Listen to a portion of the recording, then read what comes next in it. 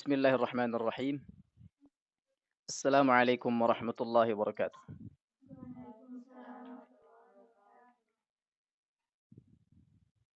Alhamdulillahi wa kafa wassalatu wassalamu ala rasulihil mustafa Muhammadin wa ala alihi wa ashabihi wa man iktafa amma ba'd.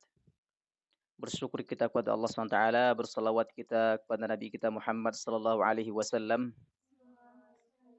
Alhamdulillah, pada ahad malam pekan yang sudah kita rencanakan ini, Allah SWT izinkan kita untuk dapat duduk sebentar untuk menambah ilmu kita, menambah ibadah kita, menambah ketakwaan kita kepada Allah SWT, yaitu menuntut ilmu syar'i, mempelajari salah satu daripada ilmu-ilmu Allah Subhanahu wa taala.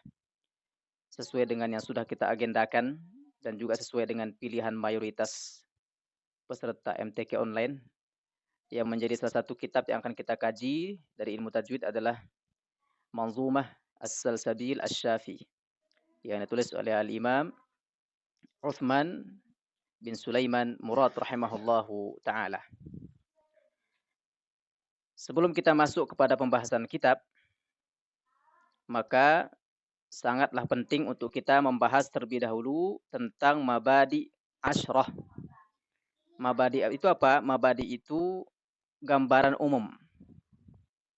Ya, mabadi adalah gambaran umum.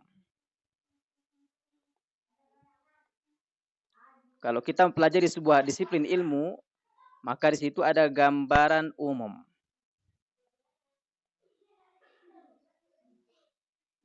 Nah, supaya apa? Supaya sebelum kita mempelajari ilmu ini, dalam hal ini ilmu tajwid, kita punya gambarannya.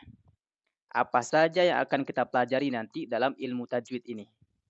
Dalam semua cabang ilmu dalam syariat kita ada mabadinya, ada gambaran umumnya, baik itu ilmu bahasa Arab, nahwu, sharaf, dan seterusnya. Nah, dalam ilmu tajwid juga ada mabadinya, gambaran umumnya. Ada berapa? Ada asyara, ada 10. Supaya kita ada tergambar, supaya enggak supaya jelas apa yang kita tuju itu. Hal ini diambil dari perkataan Al-Imam Muhammad bin Ali As-Sabban rahimahullah, wafat 1206 Hijriah. Beliau berkata dalam nazamnya, inna mabadi kulla fannin asyarah.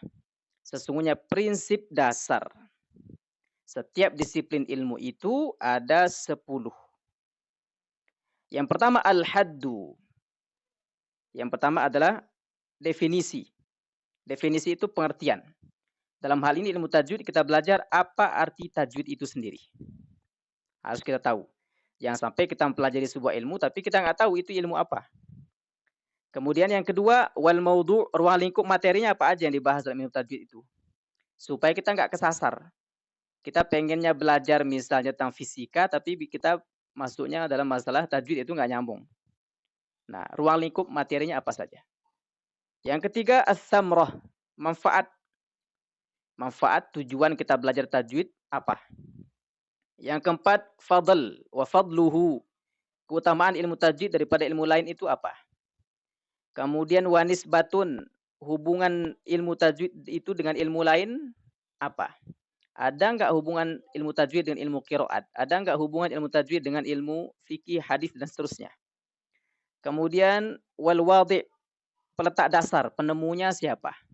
Kalau dalam hal ini ilmu tajwid secara praktek siapa yang lebih awal mempraktekkan ilmu tajwid? Secara teori siapa yang meletakkan dasar ilmu tajwid? Nah, itu nanti di situ dipelajari. Wal ismu, nama, apakah ada nama lain selain tajwid? Kemudian istimdad, sandarannya kemana? Ilmu tajwid ini diambilnya dari mana seperti itu. Yang berikutnya hukum syari', hukum syar'i. Apa hukumnya kita belajar tajwid secara teori?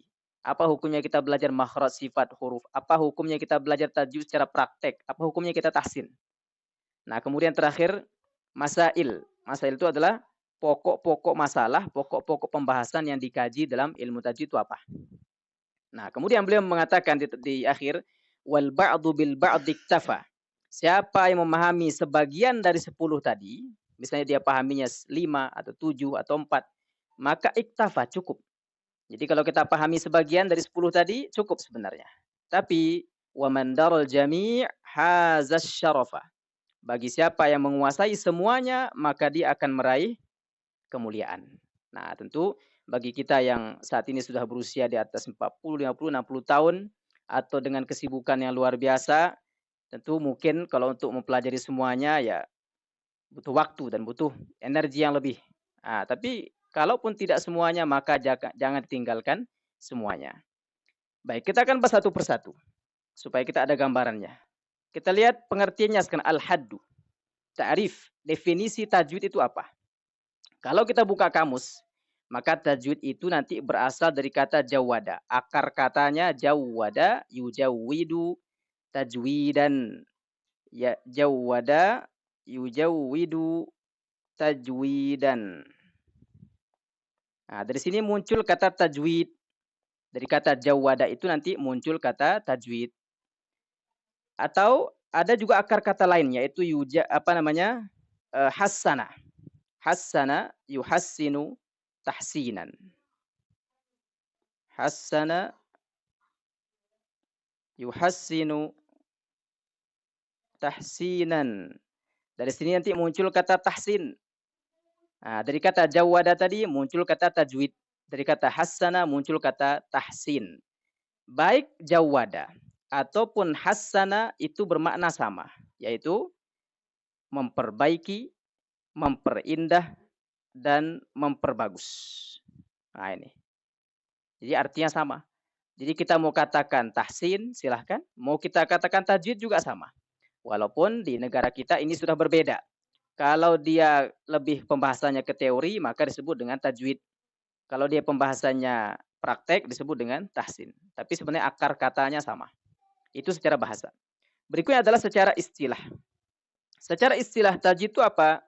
Tajwid itu adalah ikhraju kulli harfin min makhrajihi. Mengeluarkan setiap huruf hijaiyah itu dari tempat keluarnya. Kita keluarkan huruf ba dari dua bibir.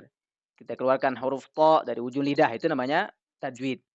Ma'a i'ta'ihi haqqahu wa mustahaqqahu. Dan juga memberikan semua sifat-sifatnya. Sifat-sifat huruf itu banyak. Ada yang sifat yang disebut dengan sifat lazimah, yang enggak harus ada di huruf itu. Ada yang disebut dengan sifat aridah, sifat yang kadang ada, kadang enggak, tergantung kondisinya. Nah, ini semua sifat-sifat ini harus ada, disebut dengan sifat aridah. Nah, baik sifat yang lazimah ataupun sifat yang aridah, sifat huruf itu semuanya harus diterapkan. Baru bacaan kita dikatakan sebagai bacaan yang bertajwid. Nah, ini pengertian ilmu tajwid itu apa. Nah, itu yang pertama. Kemudian, ikhwas sekalian dan asatidz semuanya, yang kedua adalah ruang lingkup materinya. Al-maudhu'. Yang menjadi objek pembahasan dalam ilmu tajwid itu adalah kata-kata atau kalimat di dalam Al-Quran. Al-kalimat Al-Quraniyah. Jadi tajwid tidak membahas hadis. Tajwid juga tidak membahas fikih. Namanya tajwid itu membahas kalimat dalam Al-Quran. Dari sisi apanya? Dari sisi penyempurnaan makhraj dan sifat-sifatnya itu saja. Jadi tajwid itu betul-betul ilmu yang spesifik, ilmu yang sangat spesifik dalam ilmu Al-Quran. Ilmu besarnya disebut dengan ulumul Quran. Ilmu-ilmu yang membahas tentang Al-Quran.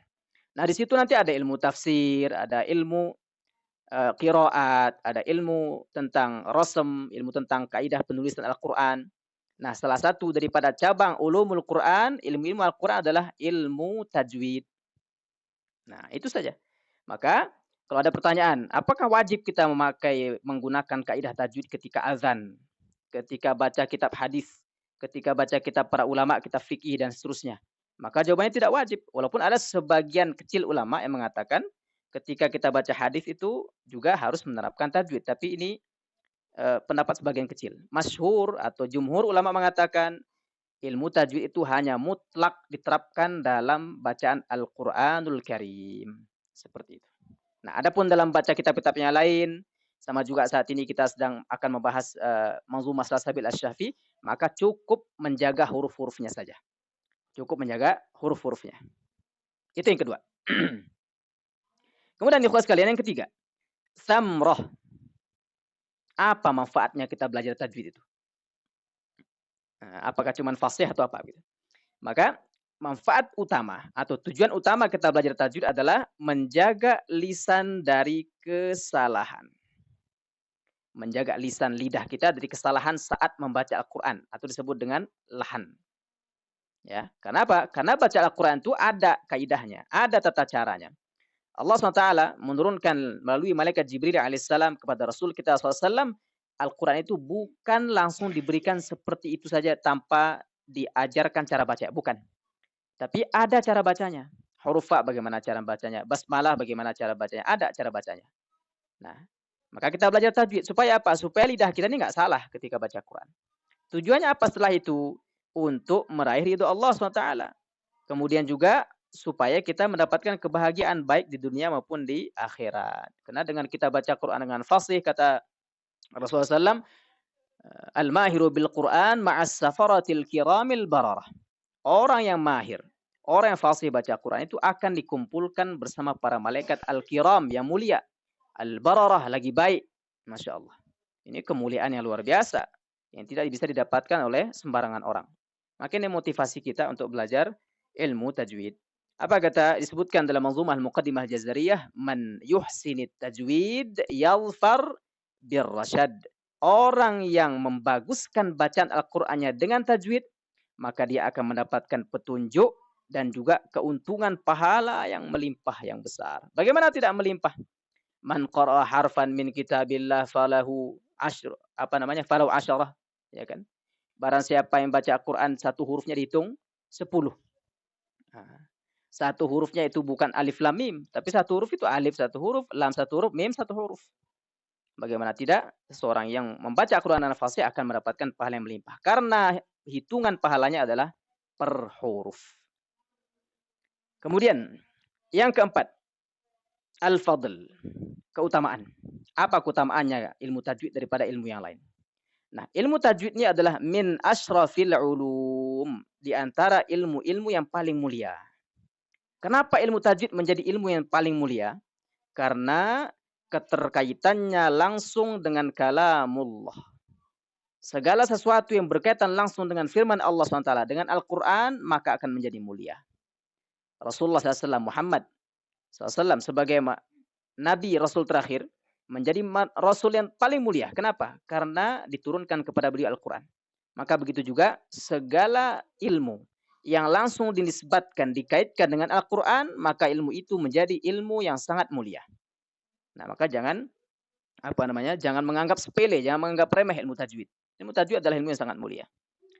Nah, itu keutamaannya. Kemudian, yang kelima adalah an-nisbah. Hubungan ilmu tajwid dengan ilmu yang lain. Apa hubungan ilmu tajwid dan ilmu yang lain? Ada nggak hubungannya? Nah, ilmu tajwid ini merupakan bagian atau salah satu cabang daripada ilmu Al-Quran. Yang tadi kita katakan, kita sebut dengan ulum Al-Quran. Ilmu besarnya namanya ulumul Quran. Nah, salah satu cabang daripada ulumul Quran adalah ilmu tajwid ini. Nah, nanti di situ ada ilmu qiraat dan seterusnya. Jadi sangat erat kaitannya. Belum lagi nanti erat kaitannya juga dengan bahasa Arab gitu.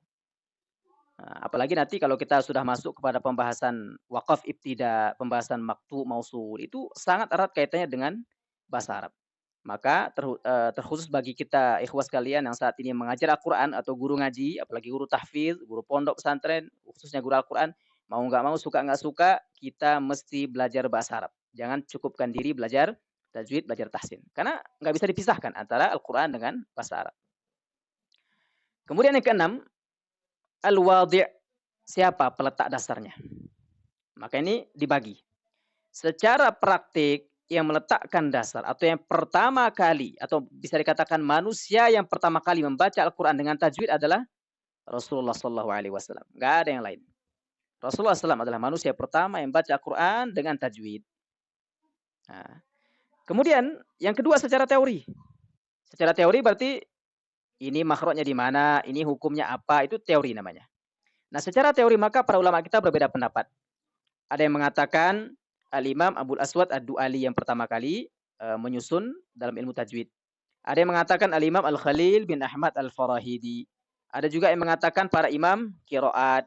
Tapi Yang paling terkenal, ini juga disebutkan oleh Imam Ibnu Jazari rahimahullah taala bahwa yang meletakkan dasar teori utama dalam ilmu tajwid adalah Imam Abu Muzahim Musa bin Ubaidillah Al-Khaqani, wafat 325 Hijriah. Beliaulah yang pertama kali menulis kitab dalam ilmu tajwid secara khusus, secara terpisah daripada ilmu yang lain.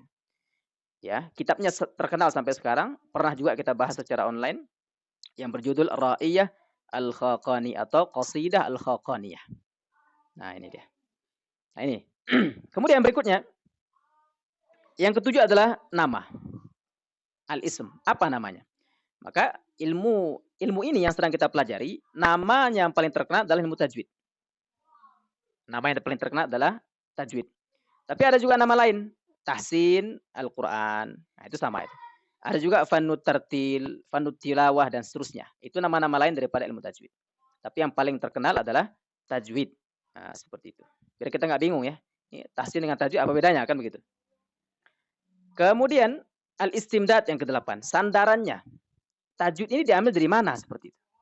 Nah, ilmu tajwid itu disandarkan atau diambil dari tata cara membacanya Rasulullah SAW.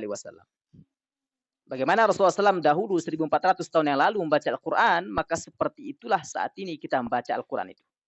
Nah, tata cara kaifiyat bacaannya Rasulullah itu kemudian diriwayatkan kepada para sahabat. Nanti para sahabat meriwayatkannya kembali kepada murid-muridnya para tabi'in. Dan seterusnya sampai kepada para imam qiraat dan sampailah kepada kita melalui para masyayikh, para guru-guru kita. Nah, kesanalah Al-Quran itu disandarkan. Kesanalah ilmu tajwid itu disandarkan, diambil. Nah, seperti itu. Maka dari sini kita katakan, tidak sah kalau kita belajar tajwid otodidak. Enggak sah. Ya. Di awal-awal belajar maksudnya. Nah, kecuali kita yang sudah pernah belajar tahsin, pernah belajar tajwid dan sudah seorang kepada para masyayikh, kemudian kita ngafal secara mandiri, kita buka kitab tajwid secara mandiri, boleh saja. Tapi kalau di awal belajar, kita nggak boleh belajar secara otodidak. Karena Al-Quran diriwayatkan, dipelajari, diajarkan dari generasi ke generasi, dari mulut ke mulut. Guru mengajarkan kepada muridnya terus seperti itu dari generasi ke generasi. Nah, ilmu Al-Quran ya ilmu yang diwariskan. Apa kata Zaid bin Thabit radhiyallahu anhu? Al-Quran, al-qira'atu sunnatun muttaba'ah. Ya'khudhuha al-akhiru 'anil awal. Bahwa Al-Quran ini adalah, baca Al-Quran itu adalah sunnah muttaba'ah. Sunnah kebiasaan yang diikuti. Yang diambil dari generasi, oleh generasi belakangan kepada generasi sebelumnya. Nah, nggak bisa diambil secara otodidak. Kemudian yang kesembilan, hukum syari'. Apa hukum mempelajari ilmu tajwid? Nah, ini maka kita bagi dua. Secara teori, mempelajari ilmu tajwid dibagi dua lagi. Bagi muslim secara umum, ya, yang bukan guru ngaji, maka belajar teori tajwid adalah fardu kifayah. Artinya kalau di suatu daerah itu sudah ada 1-2 orang yang belajar ilmu tajwid, maka yang lain gugur kewajiban, enggak lagi wajib. Tapi kalau satu daerah belum ada satupun orang yang belajar ilmu tajwid, maka semuanya berdosa. Itu namanya fardu kifayah. Itu bagi masyarakat umum. Bagaimana dengan para pengajar Al-Quran, para guru ngaji? Maka belajar ilmu tajwid secara teori fardu ain. Berubah hukumnya, yang hukum dasarnya tadi fardu kifayah berubah menjadi fardu ain. Kenapa? Karena kita guru ngaji ini yang ngajar Quran, mau nggak mau kita harus punya landasan teori, bukan hanya sekedar ini bacanya seperti ini bacanya seperti ini. Tapi ketika ditanya hukumnya apa, kita bingung. Nah itu. Kemudian, secara praktek, apa hukum belajar tajwid secara praktek? Hukumnya adalah fardu ain. Bagi siapa? Bagi setiap muslim yang membaca Quran. Tapi nanti ini ada rinciannya. Ini perlu dirinci. Nanti ada masanya di bab khusus insyaallah ta'ala. Ya. Jadi nggak bisa kita mengatakan semua orang harus belajar tajwid secara praktek misalnya. Nanti ada pembahasannya. Dari sisi mana dia wajib, dari sisi mana dia tidak wajib. Baik. Kemudian, apa dalilnya kalau kita katakan baca Quran harus dengan tajwid? Nah, dalil yang pertama adalah dari Al-Quranul Karim. Allah SWT berfirman dalam surah Al-Muzammil ayat yang keempat, warattilil Qur'ana tartila. Dan bacalah Al-Quran dengan tartil. Ini firman Allah SWT. Nah, di sini Allah perintahkan kita ya untuk membaca Quran dengan tartil. Nah, dalam kaidah disebutkan bahwa al-amru yufidu lil wujub. Setiap perintah itu menunjukkan kewajiban. Nah, maka karena dalam ayat ini Allah memerintahkan kita untuk membaca Al-Quran dengan tartil, maka ya semestinya kita belajar Quran, kita membaca Al-Quran itu dengan tartil. Nah, tartil itu apa? Menurut Ali bin Abi Thalib radhiyallahu anhu, tartil itu adalah tajwidul huruf wa ma'rifatul wuquf. Tartil itu ada dua. Yang pertama, mentajwidkan huruf.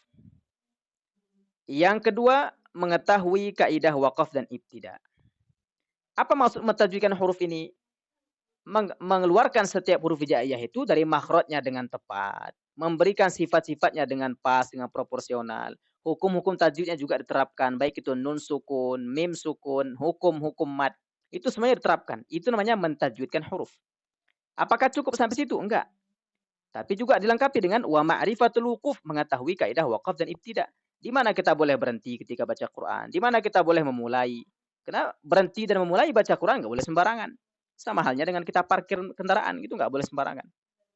Nah, ketika kita sudah membaca Quran dengan baik dan benar, makhrajnya sifatnya tepat, hukum tajwid diterapkan, kemudian waqaf ibtidanya juga pas, barulah kemudian bacaan kita dikatakan sebagai bacaan yang tartil, sebagaimana yang difirmankan Allah SWT tadi, warattilil Qur'ana tartila.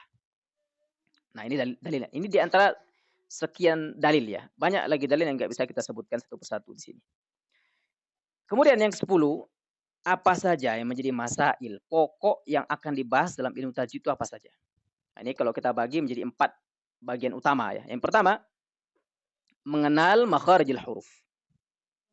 Yang kedua, mengenal sifat huruf hijaiyah. Yang ketiga, mengetahui hukum-hukum yang timbul atau hukum-hukum tajwid daripada nun sukun, mim sukun, nun tasdid, mad, itu namanya hukum-hukum yang timbul. Yang kelima, latihan dengan lidah dan memperbanyak tikrar, mengulang. Nah, kabar baiknya semuanya ini nanti ada pembahasannya dalam kitab ini. Dalam kitab As-Salsabil Asy-Syafi. Nah, maka kita bersabar belajar. Kenapa? Karena jumlah baitnya banyak, 200 sekian bait. Nah, mudah-mudahan Allah SWT memudahkan kita untuk belajar. Baik. Para ikhwan sekalian yang semoga senantiasa dirahmati Allah SWT. Wassalamualaikum warahmatullahi wabarakatuh.